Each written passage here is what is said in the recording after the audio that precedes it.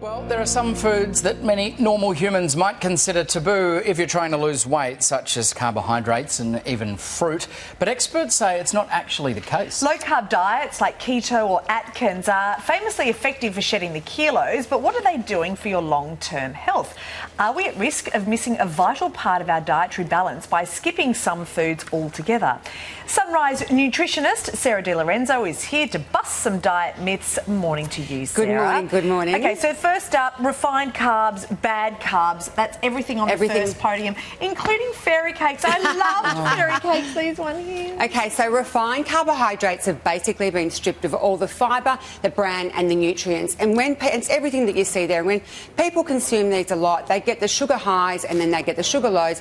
They end up just hunting around for more food, taking in more calories. Overconsumption of refined carbohydrates is going to lead to things like osteoporosis, but it's also going to lead to things like osteoarthritis as well as obesity, but it also can be things like heart disease, type 2 diabetes, and this has such a negative impact on our gut health because there is no fibre in this food. So this is what refined carbohydrates are. What about complex carbs? So complex carbohydrates play a huge role in our diet, and they give us energy, they give us vitamins, minerals and fibres. And why people often think carbohydrates are things like the bread and pasta, it's actually fruit, it's vegetables, it's grains, it's seeds. We need between 200 to 350 grams a day. And to give you an idea, just 1 cup of legumes will give you roughly 120 grams of carbs. But just talking about fruit as well, fruit will give you between 20 to 30 grams of carbohydrate. And that's a food that's also been considered on the taboo list, and it's not, because fruit is really important as playing a healthy role in our diet because it contains fructose, but coupled with the fibre, you get the good slow release of energy. I encourage all my weight loss patients to have fruit in their diet, and when they hit maintenance, to make sure that they're getting the adequate daily recommended intake of 2 pieces. I was sitting next to someone at a cafe recently, and I heard them say, "Oh no fruit on my porridge and a Diet Coke, please." I kind of really liked him after he said that. Look, you're always talking to Matt and I about fibre. Yes. Always talking about it. Yeah. Why is fibre so important? Fibre is so important because it regulates our blood cholesterol, it regulates our hormones, it lowers our risk of heart disease.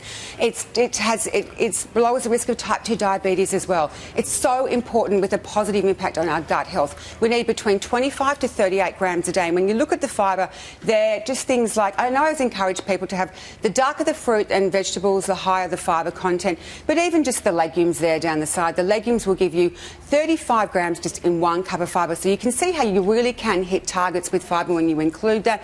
The good quality breads, the seeds, the oats, the rice, all those kind of things will give you roughly 5 grams. But if you're someone who has been dieting and you are nervous about introducing carbohydrates, things like even flaxseed and psyllium husk, you can add those kind of things to your meal just to hit your target, which is really important. So fibre, I know I bang on about it, but it is so important for long-term health and wellness. So you always have a magnificent recipe when you come in here, and today's no exception. What have you got at the end? Okay, so what I've done here is I basically hit your target in fibre. So what I've done is I've got half a cup of oats and I've got it with some chia seeds.